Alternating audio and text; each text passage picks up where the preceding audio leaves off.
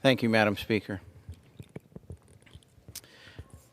I rise today to congratulate the 2022 Georgia High School Association 5A state champions, the Johnson Knights boys soccer team.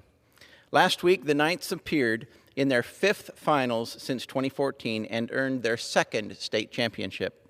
After having a player sustain an injury that took him out of the game and then trailing behind in the second half, the Knights focused on the remaining time they had and turned the game around.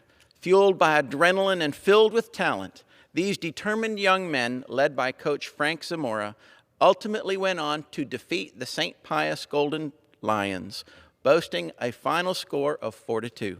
Congratulations to the Johnson High School boys soccer team on an impressive win and another exciting state championship title. Madam Speaker, I rise today to honor our brave men and women in blue. Our nation is blessed with heroic law enforcement officers who pursue a thankless career dedicated to maintaining law and order, keeping our community safe, and answering the call when criminals strike. Law enforcement officers are heroes in our communities. They are the heroes that are desperately needed, but they don't often receive the recognition that they deserve. This week, National Police Week, we honor our local, state, and federal law enforcement officers. As far as I'm concerned, every week should be National Police Week. These men and women always deserve gratitude for their service and sacrifice. Yet law enforcement officers nationwide are facing increasingly challenging conditions, forcing many to leave the force and causing others to avoid it altogether, leaving police departments across the country struggling to keep staff and to fill vacant positions. The horrendous conditions that are generating the low morale are skyrocketing crime rates, rising attacks on law enforcement, and growing calls from the left to advance soft-on-crime agendas. In fact, last year alone, a record-breaking 73 police officers were tragically killed in the line of duty. As of this month, 123 have already been shot in 2022, including 9 murdered by criminals.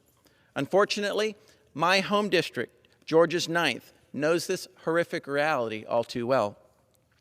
Back in November of last year, my home county, Jackson County, lost both a mother and a heroic law enforcement officer, Deputy Lena Marshall, after responding to a domestic call that escalated to a violent shootout. Deputy Marshall's life was taken while serving to keep Georgians safe. Make no mistake, this attack and any attack of criminal violence toward law enforcement is an assault on justice.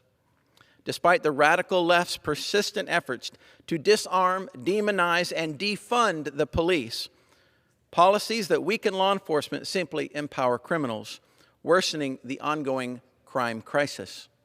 In contrast, I remain dedicated to providing our law enforcement officers with the community support, the resources, and the political backing needed to address surging crime across the country.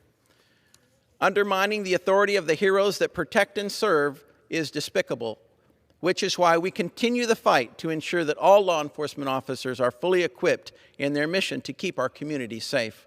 May God bless all the men and women in blue who willingly put their lives on the line for ours, and may we honor all of the fallen officers who made the ultimate sacrifice in the line of duty. And may God bless all of the loved ones of current, fallen, and future law enforcement officers who provide tremendous support both on and off duty. We thank you, and we honor you for your selfless service. Thank you, and I yield back. The chair recognizes